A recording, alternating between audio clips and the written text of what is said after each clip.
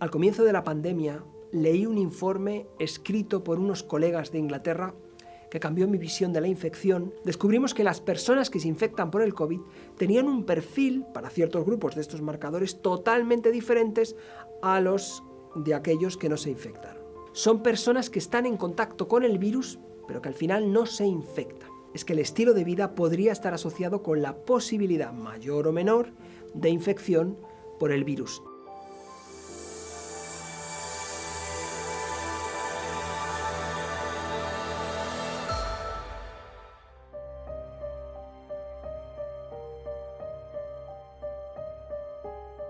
Al comienzo de la pandemia, leí un informe escrito por unos colegas de Inglaterra que cambió mi visión de la infección, ya que ellos calculaban, usando una serie de modelos matemáticos, el impacto global que tendría la infección en caso de no tomar ninguna medida. Es decir, en el caso de que la infección siguiera su curso natural sin que hiciéramos nada. Bueno, pues estos colegas encontraron que un 90% de la población mundial en este escenario se contagiaría. Sin embargo, un 10% permanecería sana. Uno puede pensar que estas personas sanas viven, en sitios remotos y que no tienen contacto con el virus, pero esto no es así. De hecho, son personas que están en contacto con el virus, pero que al final no se infectan. Claro, cuando vi esto, la primera pregunta que vino a mi mente es, ¿y por qué este 10% realmente no se va a infectar? De hecho, si miramos el arroz cero del virus, los resultados son muy interesantes y van un poco en esta línea. Tengo que explicar que el arroz cero es el número de personas que cuando están en contacto con alguien infectado se contagiarán. Generalmente se dice cuántas de cada 10 personas se infectan cuando una persona está en contacto con alguien infectado. Entonces, al comienzo de la pandemia, 3 de cada 10 que estaban en contacto con alguien infectado se contagiaban de COVID. Sin embargo, con Delta, esto cambia a unas 5 a 8 personas y con Omicron son 7, es decir, 7 personas de cada 10 que están en contacto con alguien que tiene COVID se van a contagiar, pero todavía quedan 3 personas que no se infectan. Mi pregunta es, ¿y por qué ocurre esto? ¿Será que siguen las medidas estándar de protección de manera concienzuda? Seguro que sí, pero cuando comencé este estudio descubrimos algo que era todavía más interesante. Las personas con un nivel socioeconómico más bajo, es decir, personas que son inmigrantes o personas con un nivel adquisitivo menor o menor nivel de educación, tenían tasas más altas de casos de infección, así como los síntomas que presentaban eran síntomas más graves. Incluso fallecían más. Y es que el nivel socioeconómico determina un estilo de vida, porque si el poder adquisitivo de una persona es bajo, pues a su trabajo no va en su propio vehículo, sino va en transporte público. O su dieta estará condicionada por el dinero que gana y hay otros muchos factores. De hecho, he tenido acceso a los datos de los casos de contagios por zonas en una gran ciudad, no voy a decir la ciudad, pero es una gran ciudad, y en los barrios de esa ciudad donde hay personas que están al borde de la pobreza o que representan a una clase media trabajadora, se observa un incremento de los casos de COVID muy importante. De hecho, el virus se hace endémico en esas zonas. Cuando vimos todos estos trabajos y los datos compartidos por colegas nuestros, nos preguntamos en mi laboratorio, ¿será que el estilo de vida está asociado de alguna manera con la infección, con la posibilidad de contagio o incluso con la gravedad de los síntomas?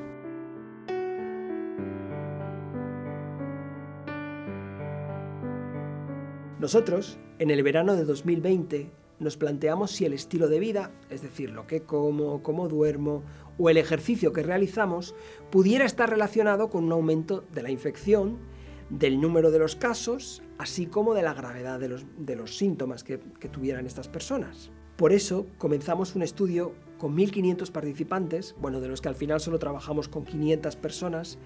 Estas personas habían pasado por las urgencias de un gran hospital en España. Algunos de estos pacientes se habían contagiado por el virus del COVID, pero otros no se habían contagiado, aunque habían estado en contacto con él. Un porcentaje de los participantes requirieron de hospitalización o de ingreso en la UCI y, desgraciadamente, algunos de ellos fallecieron.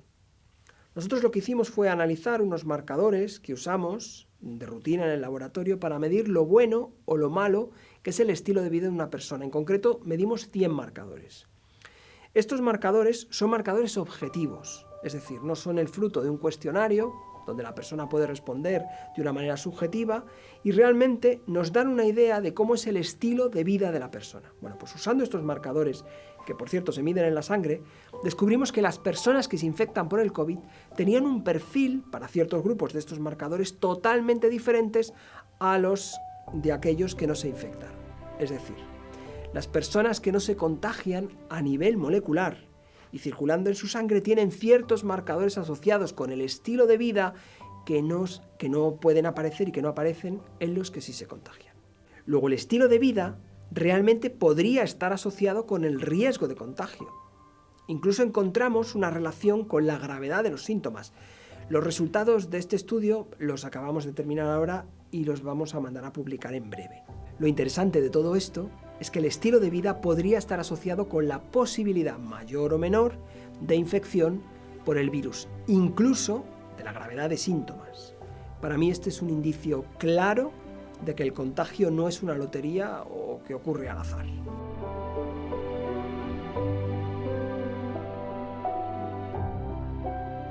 No tenemos una idea completa de todos aquellos factores relacionados con el estilo de vida que podrían estar implicados en la infección, aunque se han descrito algunos de ellos. En primer lugar, se ha reconocido que el estado nutricional de la persona, es decir, lo bien o lo mal alimentado que estás, es un factor decisivo a la hora de padecer la infección por el virus.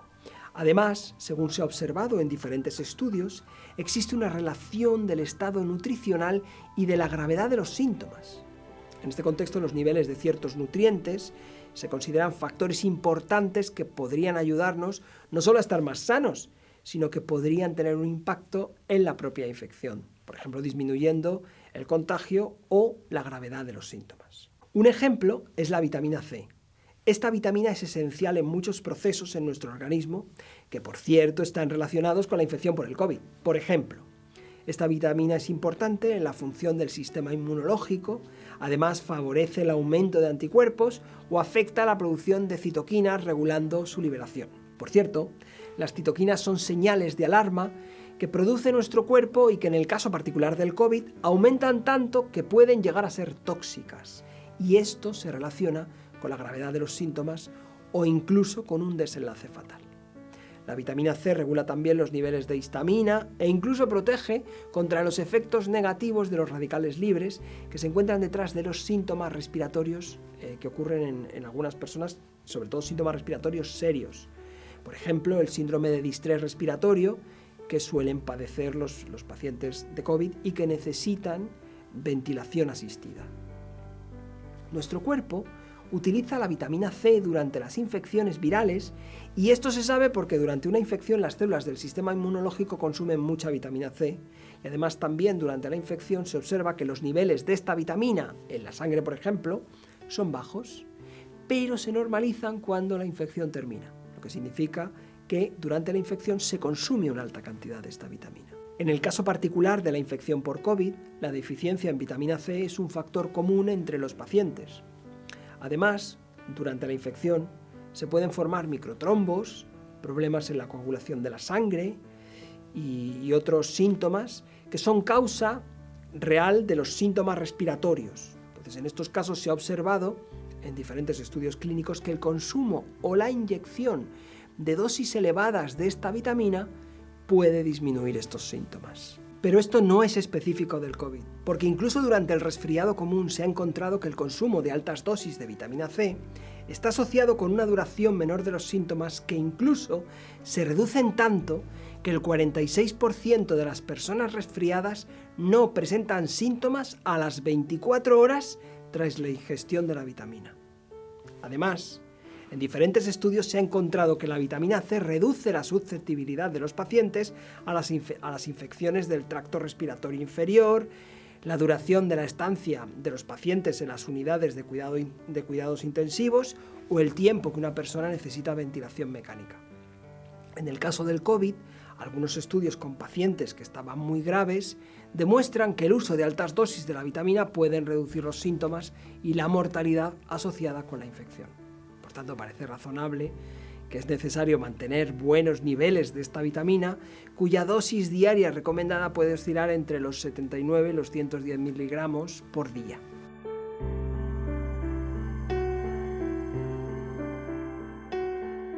Se han propuesto diferentes vitaminas que pueden ayudar en la prevención y en el tratamiento del COVID.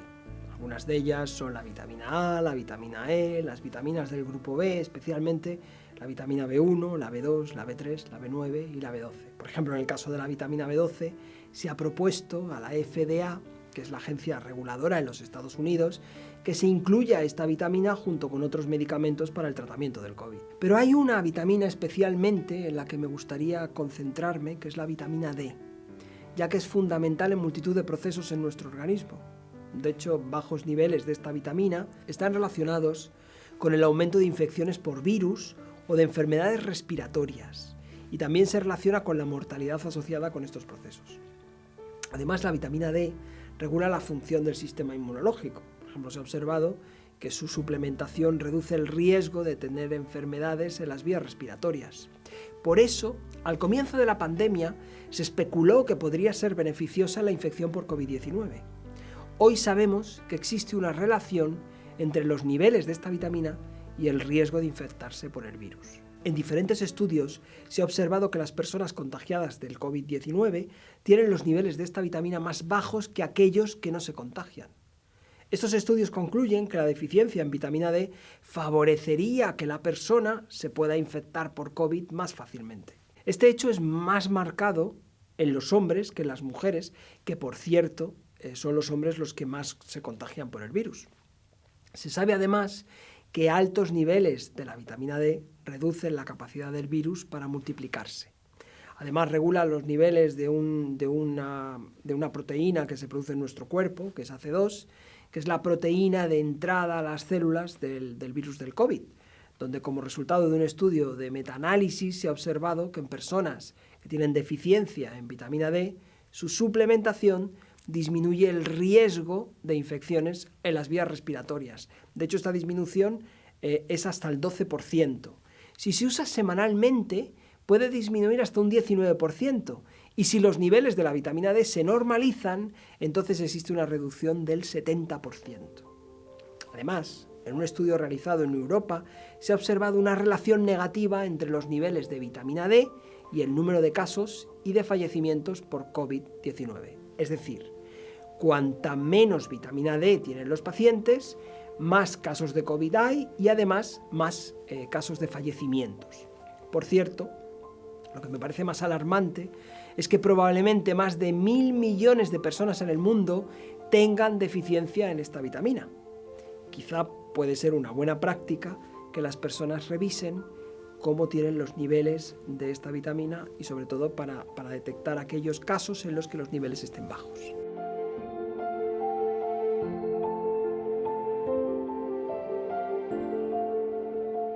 Podríamos hablar de otros muchos componentes en la dieta, que según se ha observado se asocian con el riesgo de contagio y la gravedad de los síntomas.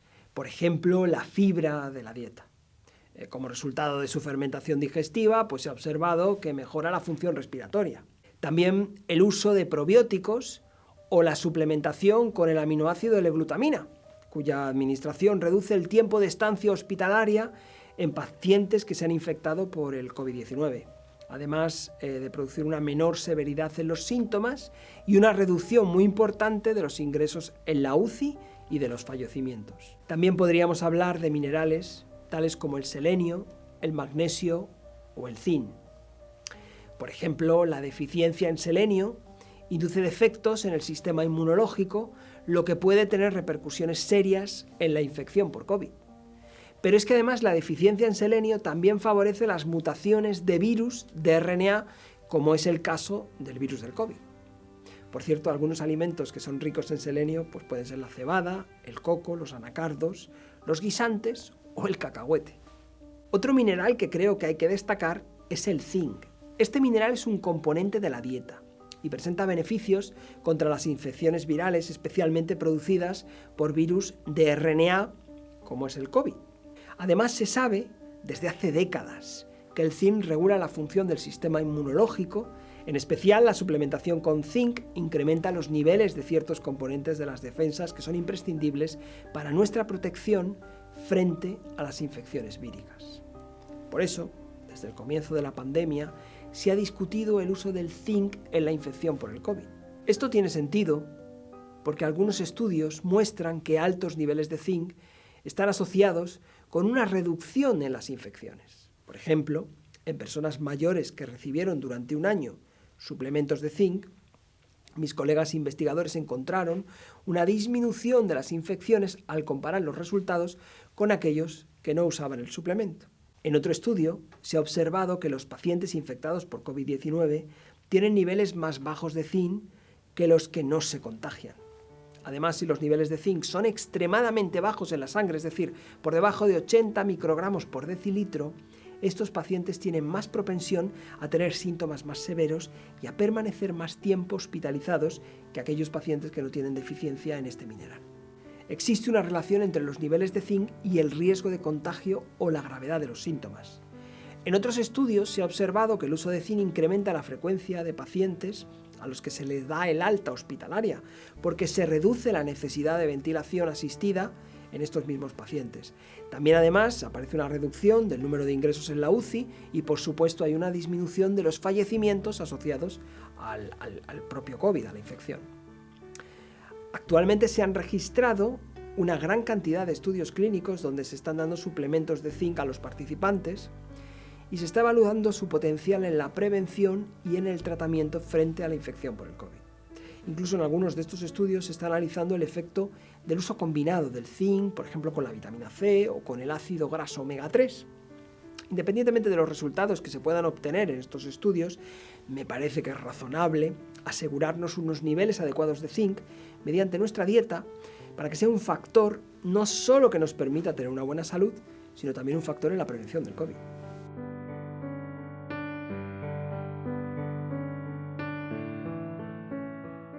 Con esto no estoy diciendo que usar estas vitaminas o nutrientes sea un tratamiento sustitutivo de otras medidas de prevención que están utilizándose actualmente.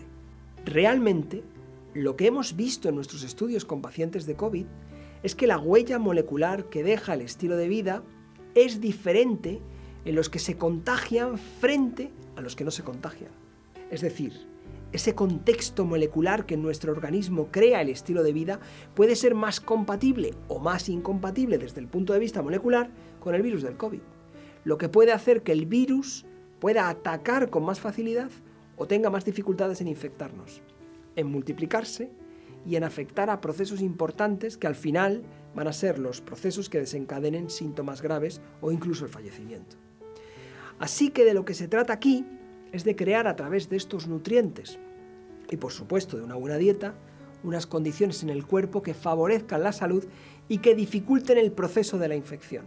Y no solo esto, sino que si nos infectamos tengamos síntomas muy leves o un tiempo de convalecencia muy corto.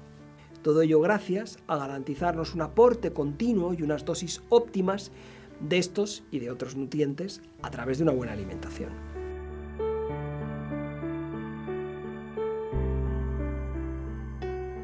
El estilo de vida no solo es lo que comemos.